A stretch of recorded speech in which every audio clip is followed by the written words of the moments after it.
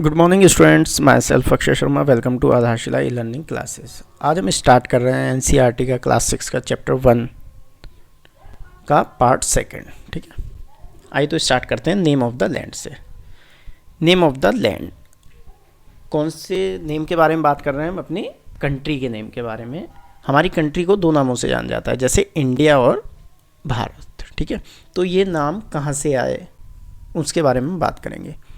The words India come from the Indus. ठीक है, ये कहाँ से आया नाम? इंडिया इंडस से। इंडस क्या है? हमारी एक रिवर्स का नेम है। ये दिखा देता हूँ मैप में, ये रही। ठीक है, तो इंडिया नेम आया हमारा इंडस रिवर से।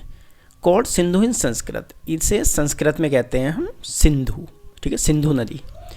आइए आगे देखते हैं। Find Iran and Greek in your Atlas. ये कह रहा है फाइंड करो एटलस में ग्रीक और ईरान को। एटलस किसे कहते हैं? ऊपर जो आपके दिया हुआ है वो है मैप। ठीक है, बहुत सारे मैप को कलेक्ट करके जो बनता है उसे कहते हैं हम एटलस। ठीक है, वो इस चैप्टर में दिया हुआ नहीं है एटलस। द ईरानीज, ईरान से आने वाले लोग, एंड ग्रीक्स, ग्रीक से आने वाले लोग, who come through the north west about 2500 years ago. आज से 2500 साल पहले ईरान से लोग आए और ग्रीक से लोग आए। ठीक है, वर फैमिलियर विद द इंडस, और फैमिलियर हो गए किससे? इंडस कल्चर वगैरह से। कॉल्ड इट इज़ हिंदोज और इंडोज, तो उनसे वो क्या कहते थे? इंडस को हिंदोज या इंडोज, उनसे इंडस नहीं बोला जाता था।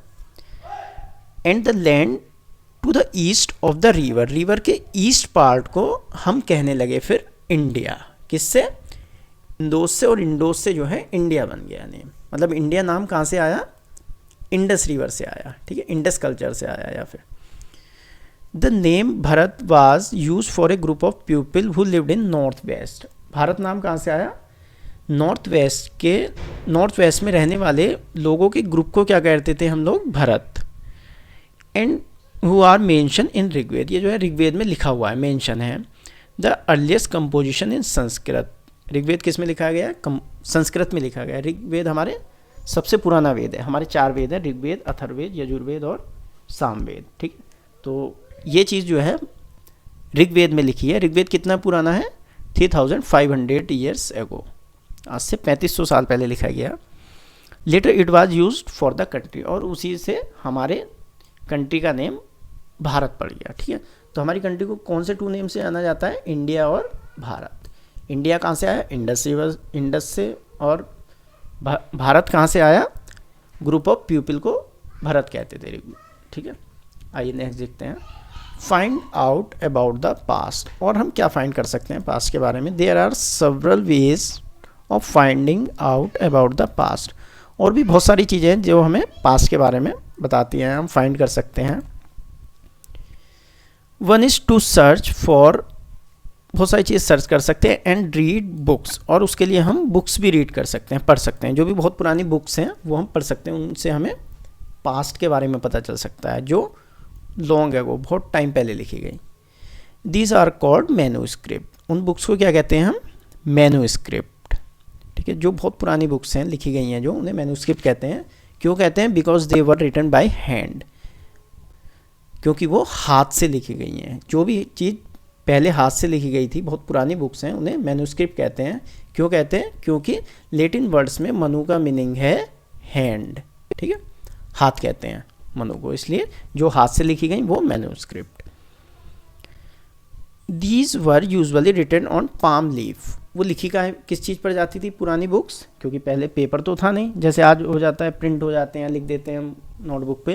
पहले वो लोग लिखते थे पाम लीफ, पेड़ों की पत्तियों पर, और on specially prepared bark of a tree, या फिर ट्री की बार्क पर। बार्क कहते हैं पेड़ की छाल को कहते हैं ना, स्किन उतर जाती है जो ट्री की ऊपर से।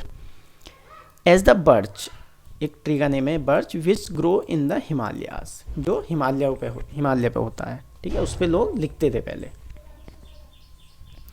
Over the years many manuscript were written away by insect, बहुत सारी मैन्यूस्क्रिप्ट हैं जो कीड़े वगैरह खा गए हैं। सम वर डेस्ट्रॉय, कुछ डेस्ट्रॉय हो गई हैं, बट मैनी, लेकिन बहुत सारी क्या हैं? हैव सर्वाइव, बची हुई हैं आज भी। Often preserved in temples and monasteries, कहाँ पे हैं सेफ? रिजर्व कहाँ रखी हैं? टेम्पल्स में या मोनेस्ट्राइज में। मोनेस्ट्राइज कहते हैं स्तूप को कहते हैं, बुद्ध और जैन के मंदिरों को भी कहते हैं ज़्यादातर, ठीक है। These books dealt with all kinds of subject, उनमें क्या क्या सब्जेक्ट लिखे हैं बुक्स में, जैसे रिलीजियस बिलीफ, धर्म के बारे में, अपने प्रैक्टिसेस के बारे में, द लाइफ्स ऑफ किंग्स के बारे में, किंग्स की लाइफ्स के बारे में, मेडिसिन के बारे में, साइंस के बारे में, ये चीज़ें उन बुक्स में मेंशन है। बिसाइड देयर वर एपिक्स, बहुत सारे एपिक्स भी हैं हमारे, पोएम्स भी लिखी गई, प्ले भी लिखे गए। एपिक्स हैं हमारे महाभारत और Ramayana. Many of these were written in Sanskrit, अब ये चीज़ें किस में लिखी गई हैं, ज़्यादातर संस्कृत में। अदर्स वर इन प्राकृत या फिर प्राकृत लैंग्वेज में। प्राकृत लैंग्वेज क्या है, ऑर्डिनरी पीपल की लैंग्वेज थी प्राकृत, ठीक है। एंड तमिल, और तमिल में लिखी गई हैं। आइए नेक्स्ट पैरा देखते हैं। We can also study inscription, अब हम स्टडी किस पे करने वाले हैं, इंस्क्रिप्शन पे। पहले किस पे की थी, मैन्यूस्क्रिप्ट पे। मैन्यूस्क्रिप्ट किसे कहते हैं, जो हाथ से लिखी गई है किसी पाम या लीफ के ऊपर, ठीक है, पाम लीफ के ऊपर। और अब इंस्क्रिप्शन की स्टडी करते हैं। These are writing on relatively hard surface such as stone or metal. Inscription किसे कहते हैं, जो किसी हार्ड सरफेस पे या मेटल पे लिखी गई है, ठीक है, स्टोन पे लिखी गई है, उसे हम कहते हैं inscription. Sometimes kings got their orders inscribed so that people could see, read, obey them. पहले राजा क्या करते थे, किसी भी हार्ड सरफेस पे, मेटल या स्टोन पे अपना ऑर्डर लिखवा देते थे। क्यों, जिससे लोग देख सकें, उसे पढ़ सकें और ओबे कर सकें। वो क्या करते थे, राजा लिखवा कर उसे किसी मार्केट में या सेंटर में लगा देते थे, जहाँ सब लोग आते जाते थे और वो उसे देखते थे, पढ़ते थे और फिर फॉलो कर लेते थे, ठीक है। There are other kinds of inscription, बहुत सारे इंस्क्रिप्शन मिले हैं, where man and women including king और क्वींस, ये लोग अपना क्या करते हैं, किंग क्वींस अपने बहुत सारे इंस्क्रिप्शन लिखवा देते थे, अपना रिकॉर्ड लिखवा देते थे। व्हाट दे डिड, जो भी इन्होंने किया है वो चीज़ ये लिखवा कर रखते थे राजा। फॉर एग्जाम्पल दे रखा है, Kings often keep record of victory in battle. मान लीजिए कोई राजा लड़ाई करके आया, जीत के आ गया, तो वो क्या करता था, इंस्क्रिप्शन एक हार्ड सरफेस पे लिखवा के मार्केट में लगा देता। तो इससे क्या होता था, लोगों को पता चल जाता था कि आज जो है हमारे राजा जीत कर आए हैं, ठीक है। तो अपने वो रिकॉर्ड रखते थे इस चीज़ पे। आज भी बहुत सारे इंस्क्रिप्शन हमें मिलेंगे जो हम देख सकते हैं, बाहर जाते हैं, हम घूमने जाते हैं कहीं, मिल जाते हैं बहुत सारे लिखे हुए। आइए आगे देखते हैं। Can you think of advantage of writing on a hard surface, इसका एडवांटेज क्या था, सोच सकते हो आप क्या एडवांटेज होगा हार्ड सरफेस पे या मेटल पे लिखने का, कि वो लॉन्ग टाइम तक सेफ रहता था। आज भी बहुत हज़ारों साल पुराने इंस्क्रिप्शन मिल जाते हैं हमें देखने को। And what could have been the difficulties, इसमें बहुत सारी डिफ़िकल्टीज भी होती थी लोगों को लिखने में, स्टोन पे या हार्ड सरफेस पे। There were many other thing, और भी बहुत सारी चीज़ें that were made and use in the past, जो पास्ट में यूज़ होती थी।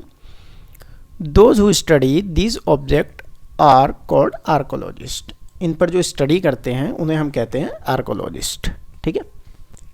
इंस्क्रिप्शन, मैन्यूस्क्रिप्ट, इन पर जो स्टडी करते रहते हैं लोग, उन्हें हम आर्कोलॉजिस्ट कहते हैं। जैसे ज्योग्राफी में आया था, क्या कहते हैं, एस्ट्रोनॉमर। एस्ट्रोनॉमर किसे कहते हैं, जो यूनिवर्स के बारे में सर्च करते हैं। ऐसे ही जो हमारे पास के इंस्क्रिप्शन पे स्टडी करते हैं उन्हें कहते हैं archaeologist.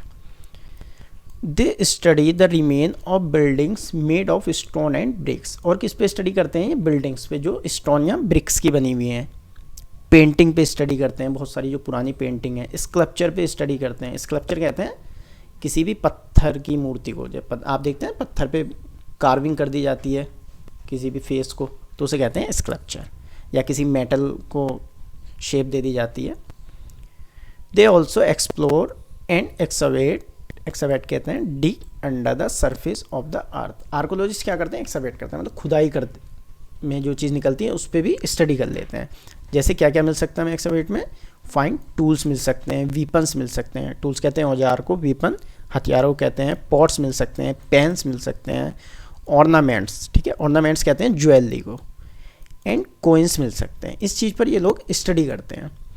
Some of these object may be made of stone, जो ज़्यादातर किसके बने होते थे, स्टोन के बने होते थे। अदर ऑफ बोन्स के बने होते थे, बेक्ड क्ले के बने होते, पकी हुई मिट्टी के, और मेटल्स के बने हुए होते थे, ठीक है।